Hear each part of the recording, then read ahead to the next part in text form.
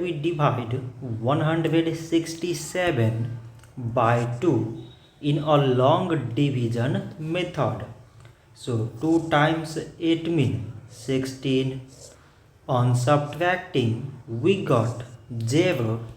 So now we bring down the number beside this 7 and we remove this 0.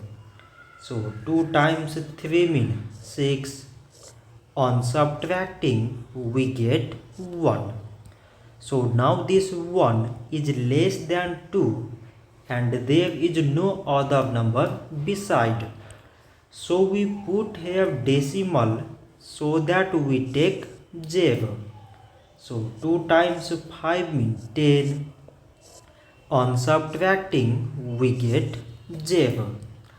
So 167 divided by 2 we get 83.5. So this much for today and thanks for watching.